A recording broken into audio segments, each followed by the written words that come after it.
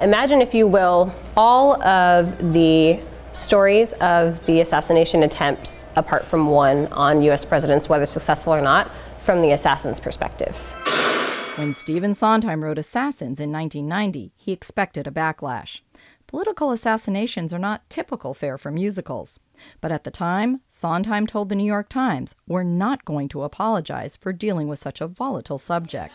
Amanda Blair is not apologizing either. She's currently in rehearsals for Sondheim's Assassins at OB Playhouse. I'm always interested in pushing the envelope as a director, and I'm interested in stories that mean something to people. A big underlying theme in this show is the American dream, and it's interesting to see different perspectives and different takes on what the American dream means to these characters, because it's not always the same. Everybody's got the right to be different. So those kinds of stories that challenge what we think the norm is are really what attracts me to wanting to display them for the world. For Michael Harrison, who plays John Wilkes Booth, it challenged what he was taught in school. Leave it to history to tell. What I did well, and I did it for my country. I was actually in high school American history class when the show premiered. And remember having a conversation with my high school history teacher about, hey, did you know this? We're studying this. Can we listen to this song in class? Even then, I kind of could tell that like there was something to be learned from music and from the perspective and the emotional weight that music in a musical theater piece can have that just reading something on the page might not.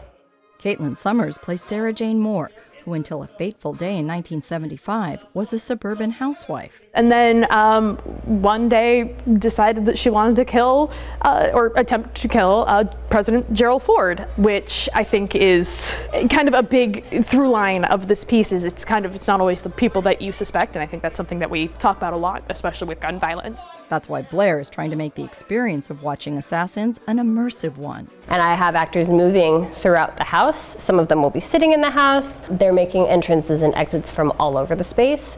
The idea being that if we're thinking about assassins in history and US history, they came from sitting right next to you. They were normal people up to a point.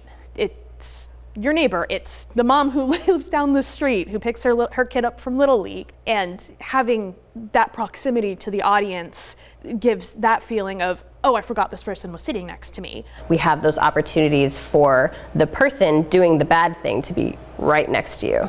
That kind of little bit of on your edge, and it makes the audience a little bit uncomfortable, but I think in a good way. Blair's not asking audiences to condone these acts of violence. I truly hope that they walk away from the show with more of an understanding, not necessarily an acceptance, but an understanding for other people's viewpoints. I think that's a big problem that we've got in society today, where we can have, polarizing topics, and this person does not want to listen to what this person has to say. You don't have to agree with what the person has to say, but I think it's important to understand where they're coming from.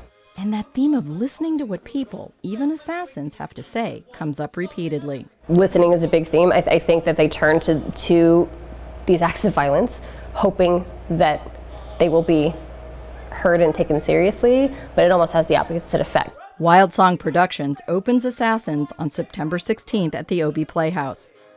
Thanks for watching. I'm Beth Accomando, and I cover arts and culture here at KPBS. If you enjoyed this video, please hit the like button and then subscribe and check out this playlist.